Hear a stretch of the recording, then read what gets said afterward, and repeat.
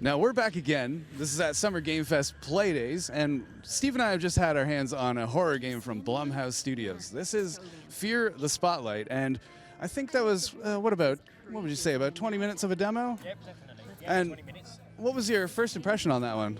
Do you know what? I was quite impressed by the art style. It's very pixelated, but it has that grainy effect to it. Oh, it does. Bear in mind, this game is made by two people, and Blumhouse picked this up and gave them the support they needed to carry on this project.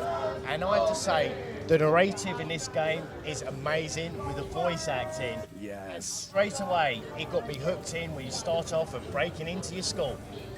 Yeah, it was a bit of a rebellious beginning where you're breaking into a school, you're sneaking around, but it gave us a little bit of a view on what to expect in this game. There's going to be a lot of environmental puzzle and a lot of environmental storytelling.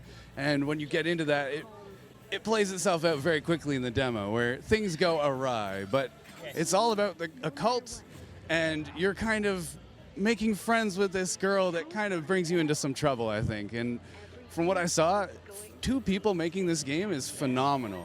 It does have a bit of that scratchy, grainy effect in the visuals, but at the same time, 5 minutes in, it did not bother me whatsoever. And considering it's only two people, that is completely acceptable for me, and we even have voice acting on top of that.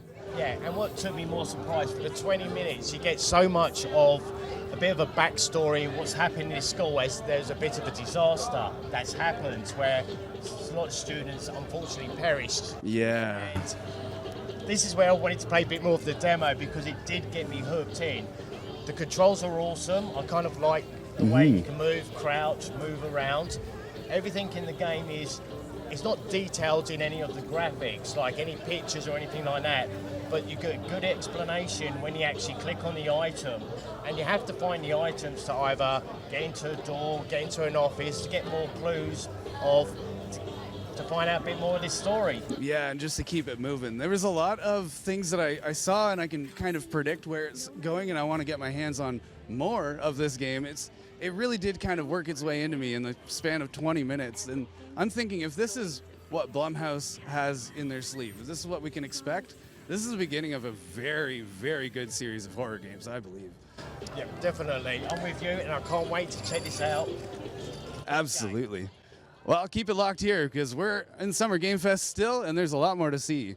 Check it out at ITGTV.com.